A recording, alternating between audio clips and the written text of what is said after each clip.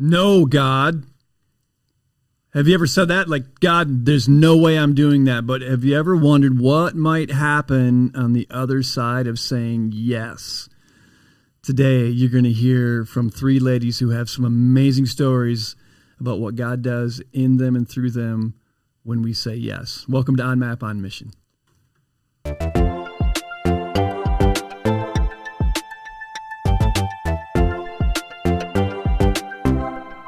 We've got a full table today. Are you guys ready for a great conversation? So ready. So ready.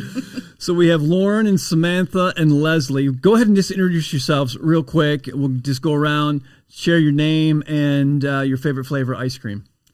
My name's Samantha, and cookies and cream. I love cookies and cream. Thanks, Samantha. I'm Lauren, and I'd probably have to go with orange sherbet. Ooh. Ice cream. Oh, wow. Okay. I'm Leslie, and mint chocolate chip. Yes, Leslie. That's it. I love mint. That's you're my favorite right now.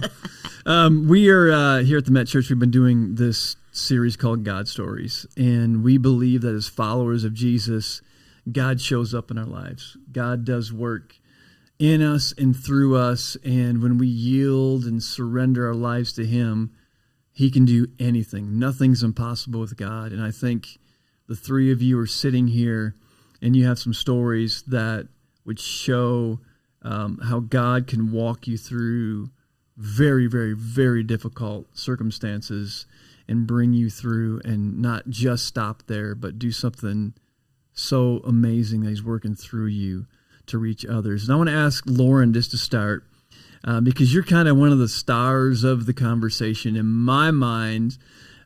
Just help our audience, as if they're here at the Met and they go online or or in one of the experiences, they'll be able to hear more of the story with the three of you. But let's bring some context into it before we dive into some stuff that's going to be really helpful for all of us. Where were you at a dark point in your life, and where are you now? We'll kind of do some bookends. Okay, so my darkest time was when I was in prison. And that really wasn't my darkest time, because that's when I started my walk with God. But it was right before prison, when I was just in the depths of my addiction and just choosing very fleshly things and didn't really care about what was going on for anybody else and what I did and how it affected other people. And now I am a part of a wonderful church that I feel very loved at and a part of. And I'm a supervisor at a nonprofit that houses homeless people. So I get to serve and love on people all day, every day. Wow. Okay, I have so many questions, but we'll stop. Let's go to who do I want, Samantha or Leslie next? Let's go to Samantha. Dark point and where you are now. Okay. Very similarly to Lauren, my darkest place was before I was incarcerated in the depths of my addiction, and I was literally on death's doorstep. I found God, or God found me. I found my way back to God in prison. So That's pretty amazing. And then I guess where I'm at now is I'm going back to prison willingly tomorrow to do prison ministry. Oh, okay. You caught me there for a minute. Like, whoa. To somebody like me. Yeah. And it's God's ministry, and He's called me back into the walls, and I feel very, very strong that this is going to be a great experience. Yeah. So.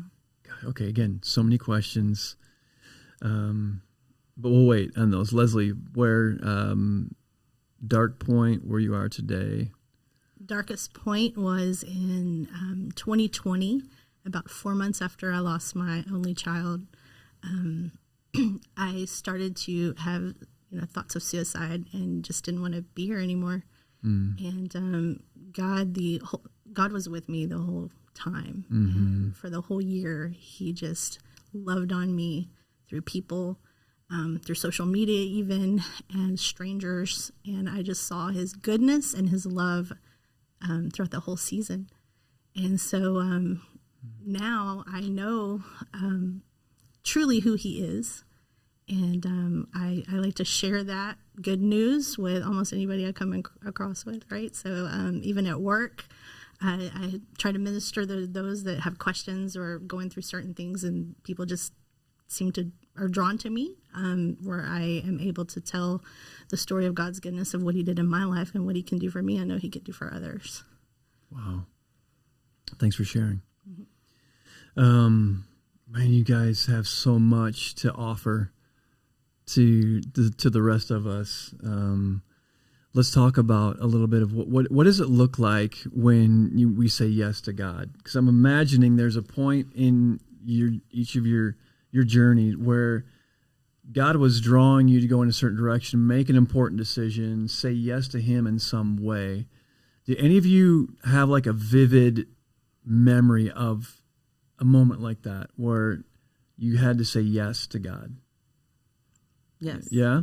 Like, what was yours, Lauren? Like one that was just, maybe it was a catalytic yes of some sorts. Yeah, when Brad asked me to consider leading in region, I was so hesitant. I didn't want the commitment. I didn't want to sacrifice my time. I didn't want to have to learn all this curriculum. And then I had to like help with all these, I don't know, leading all these groups. I don't know. I didn't feel like that was something I would be good at. But he said, just read the curriculum. So Brad is a pastor here at this church. Yes. Regen. Just give us a quick, what is Regen? Regen is a 12-step biblically based program that helps people walk through sin and struggles. Gotcha. Okay. And so he said, just look through the books. Just look through the books a little bit and then pray on it.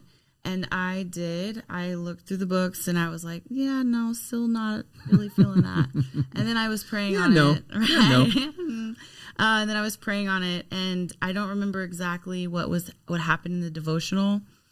But the next morning I was reading a devotional, and it was very clear that God was saying, say yes to this. Really? And so I did, and it has absolutely been the biggest turning point in my life. Other than, accepting. Yeah, God. how is that? How has it been the biggest turning point in your life? Well, I stepped into this role of leadership with that, and I had never done anything like that before, but it just made my heart more willing to accept things like that and to work on that part of me that I wasn't really confident in. So then I was offered a bit better position at my job that I just know I wouldn't have been prepared for had I not stepped into this smaller role within my church community. Wow. That's amazing. Okay. We're going to come back and unpack it even a little more. How about Leslie? Do you remember like a yes moment where it was on you? Your part was to say yes to God, and what that was and where that was? So I think the first one, there's been several, but the first one was about a year after I lost my son. And there was another student that had taken his own life at Texas A&M University in Galveston. And I knew some of the kids that were there that knew my son, and I just felt the need to go to the school and pray with these kids. And it was my first time to say, yes, I'm going to do something and show up and do something out of the ordinary that they did not expect, right? And it was just being obedient. And I feel like that opened up saying yes to more things, where saying yes to even staying in my marriage, trying to repair it with God, right? Instead of running. Before I had been in other marriages where I just ran. And instead, this time, knowing who God is and what he can do, I stayed in this knowing with God at the foundation, he can heal and restore anything. And then when we found the Met, we joined Regeneration, and it's just been incredible to walk through this being in the same program in regeneration and finding freedom of control and anxiety and depression and all of these things. So now I'm co-leading a group of women, and it's been incredible. Now you're co-leading a group. Yes. So you face the tragedy of the loss of your son, and at some point God is nudging you, this is my language to use, asking you to go down to the campus and pray with some of the students that he knew or that knew him, and to support them and to somehow encourage them. Yes. So they had lost another student, 'cause this is a year later. Okay. And so they were going through some pretty horrific loss. Yeah. And I just knew from conversations that they were hurting, and all I could do is just offer love and support and prayer. And so I drove, from my house down to Galveston one night after work just to go and sit with, 10, 12 students to pray with them. Gosh. Okay, let me get a little myopic here. How did you know, or when did you feel compelled? What compelled you to get in the car and drive down there? Like in the moment, was it just an overwhelming sense of, oh, I got to do this, or was it go down there? What was that like? It was like in my gut, like you have to go. You have to go. This strong intuition, this sense of pulling towards doing that. Yes. What were you thinking on the drive? Because it's about an hour and a half drive from here. About an hour and a half. I was thinking, for one moment it was, I'm going to show up, they're going to think I'm crazy. There's this old lady. These are young students. There's this old lady coming to pray for us. I was just like, God, you're telling me to go. Let's go. How did you get their attention? Well, I knew some of them. Okay. Right. And so I knew some of them from my son. I had met them, actually during the funeral. I didn't know them prior to the funeral of my son. So whenever I went down there, they just, were so glad to see me and to have prayer, to be covered in prayer, because they were hurting. Wow. Samantha, how about you? The time when there was a big moment of when you said yes, like what was going on, and what was that moment like? There's been a lot of yes moments in my life since the last few years. I would have to say the biggest would be, saying yes to go back into prison and do ministry. Does that scare you or freak you out? Absolutely. I was terrified. Yeah. Yes. Where's your mind go with that? Like what? This is God's work. And I know I'm being called. There's no ifs, ands, or buts about it. When I was incarcerated, that's all I looked forward to was the ministries that came in. And when I first got out, I was like, I'm going back to do that. Talk about that for a minute. The ministries that came in, who, what, and where, and what's that all about? So different ministries would come in on Sundays, and they would, do church and worship. Services. And, yes. Okay. The prison, the facility that have their own church. So if a ministry didn't come in, then we didn't have worship. So it just gave me something to look forward to. So, and when I first got out, I was like, I want to do this. And then life happens and you have to wait 2 years. And I became... To go back in, yes, right? Yes. And then, I got my 2 children back. I got custody back of them at right around my 2 years of being out. And I just haven't had the opportunity. It really hasn't crossed my mind until a friend of mine was like, hey, we need volunteers. And, I've gone back and forth. Like, I'm going to do it, I'm not going to do it. Then I said I was going to do it, so now I have to do it. And, it's great. Wow. Terrifyingly great. So you're incarcerated and someone's coming in and they're holding a church service. What was that like, the worship experience? Like, how did God meet you and encourage you in those moments, in those worship services in prison? In prison, the sin is very deep. So the worship, and it is very deep. I could feel it from all around me. So like very passionate, authentic, very, very meaningful. much so. when you're in a facility with somebody who's never leaving, and they're there for life, they grasp on to that love and hope that only God brings you when you're all alone in a place like that. So it's very deep, and being able to feel that all around me, and then feeling the worship and how real it was for myself and for them, maybe out of desperation, because you just want to feel anything but bad for things that have happened to end you up where you have ended up. So, wow. Now there's a story here. I think like these two ladies are connected to you in some way. Am I right on that? Like what's going on here? Let's talk about this. Do you want to tee it up, Lauren, or do you ladies want to just tell us what the story is here? What? I don't know which way you want to do it. I will start.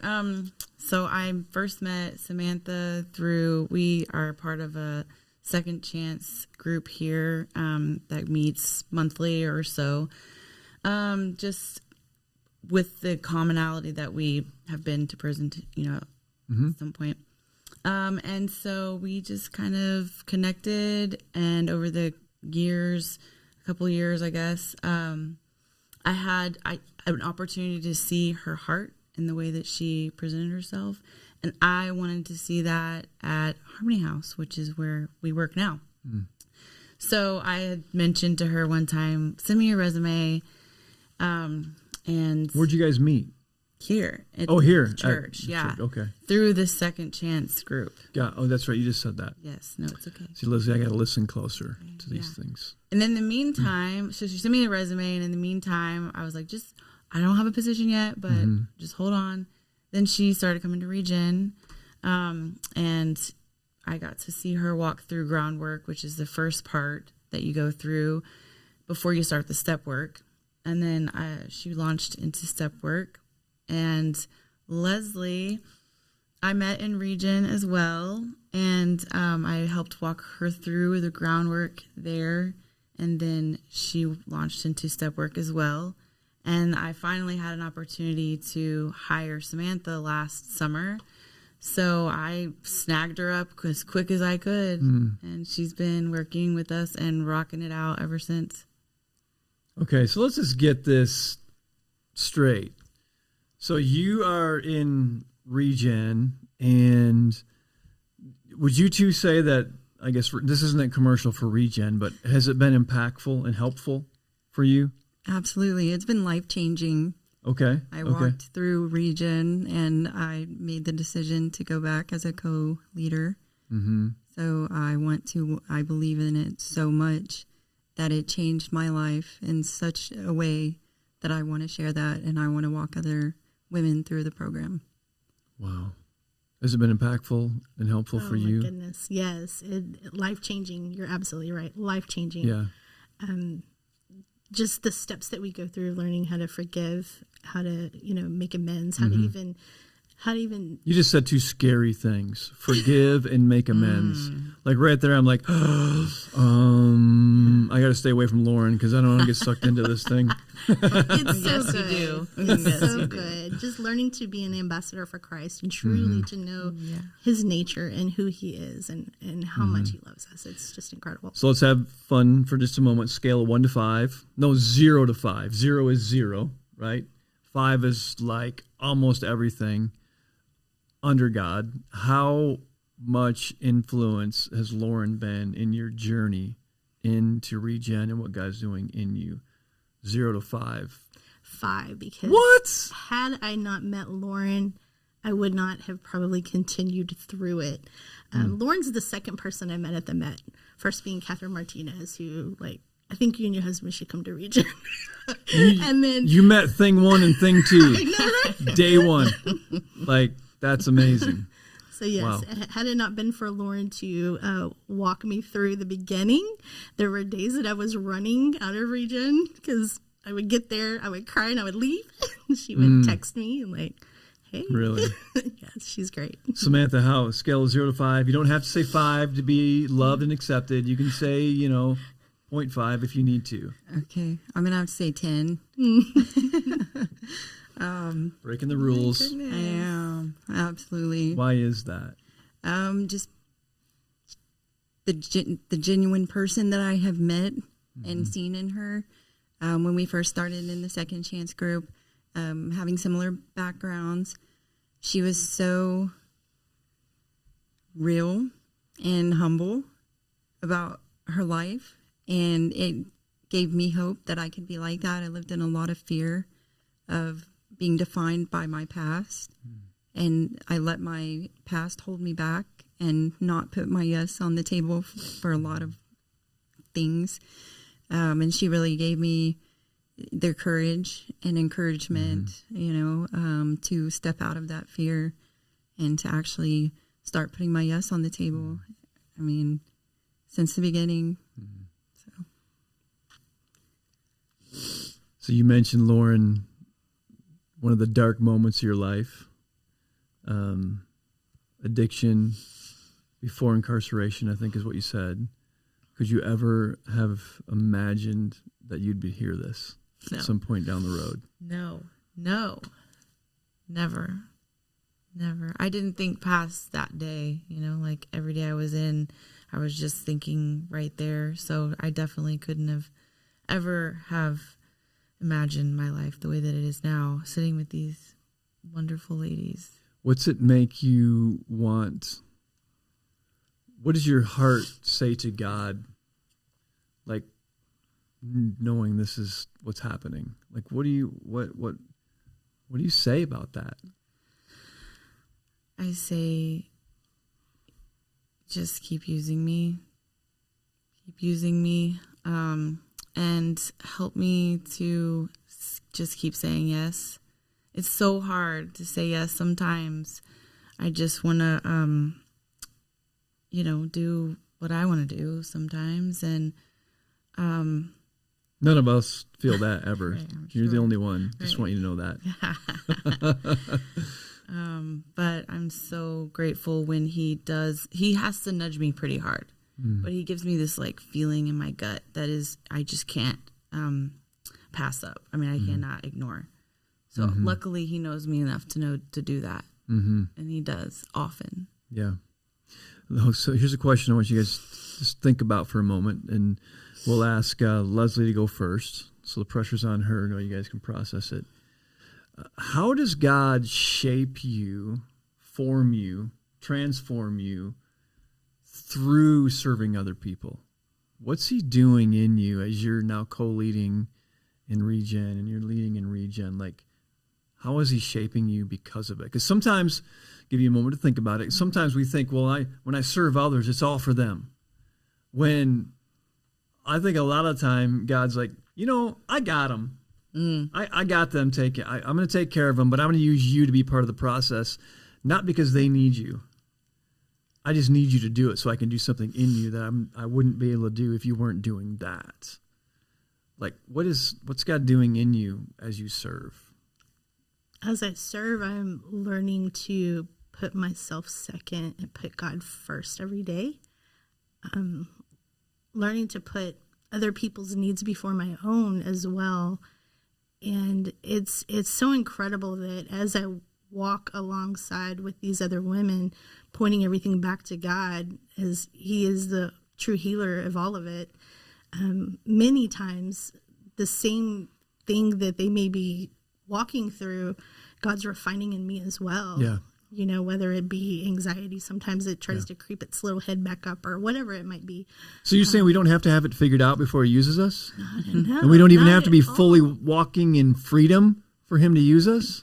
Not at all. It's the yes. It's having God the uses yes. broken vessels? That's exactly what it is. Huh. Thank goodness. Keep going. I'm sorry. I just had to interject for a moment.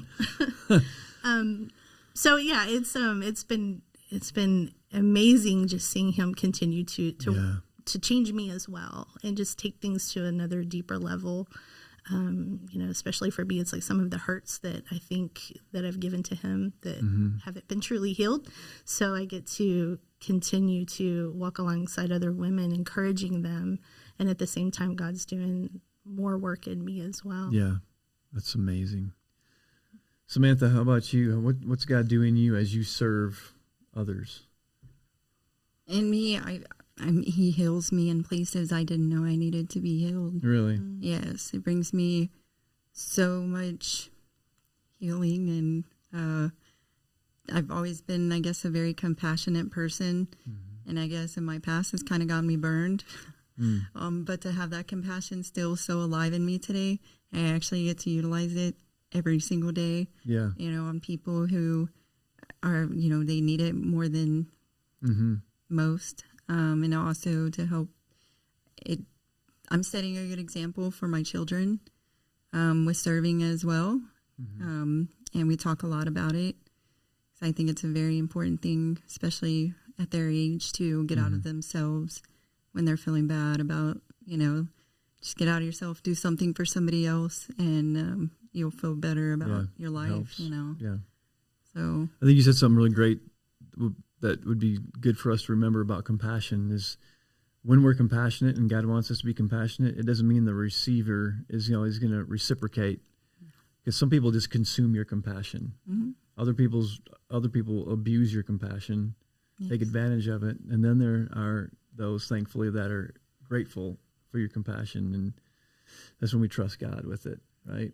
That's wow. How about you, Lauren? With these ladies just sitting here, what's God doing in you as you continue to lead, and literally you're making disciples? What's He doing in you as a result? What they said.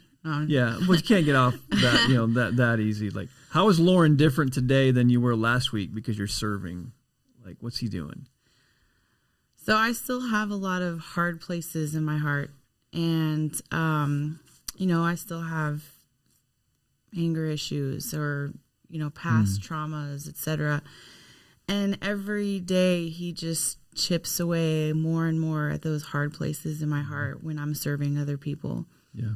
And I don't think I have an explanation for why. I just know that I feel softer every day as I serve other people. Yeah.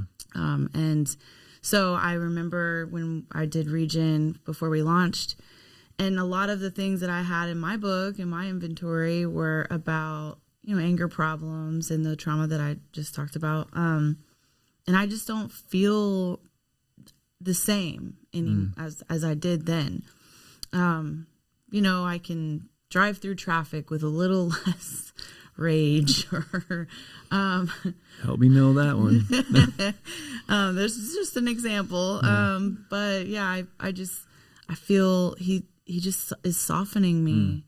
He's softening me and making me just feel more loved also. Yeah. I can receive more of His love when I can give other people love. That's great. Last question. Leslie, you get to close this out for us. Totally impromptu. I guess it's all been impromptu, hasn't it? yes. Samantha's like, yes, it has. For all of us, crazy. it has. We've got people that are listening that maybe they go to this church, the Met Church here in Houston. We've got people who maybe are friends of those who do, and they shared this because they heard your story and they wanted other people to hear more of your stories. Someone might have just found this on Spotify or Apple Podcasts or on YouTube or wherever and come across it, and they're like, maybe captivated by what you're saying. So think of a diverse audience, people that are hurting, confused, doubting, doing great, the whole gamut. Finish this statement for them in what it means to you. Here's the statement. Jesus is everything to me. He's my protector. He's my provider. He's my place of refuge. He's my rescuer. He is everything to me. I can't live a day without Him. Not a day. Yeah. And my purpose is to glorify Him and praise Him and to, you know, come alongside others and just show others how good he is. Yeah. That gives me hope for what he's done in you. I'm like, okay, he can do it for me too. Oh, yeah. What he's done for you, Lauren, what he's done for you, Samantha. I think about the things that I think are the biggest problems in the world, and I'm like, all right, well, he's got those three ladies. I guess he's got me as well. Appreciate you guys taking time and talking to us and sharing your story. It's amazing. Just get ready. God's going to continue to use you, and who knows a year from now what this conversation is going to look like. Appreciate you guys. Thank you. Thanks everybody for listening. Man, you got to share this with somebody. Share these stories and encourage somebody today. Appreciate you guys. We'll see you next time.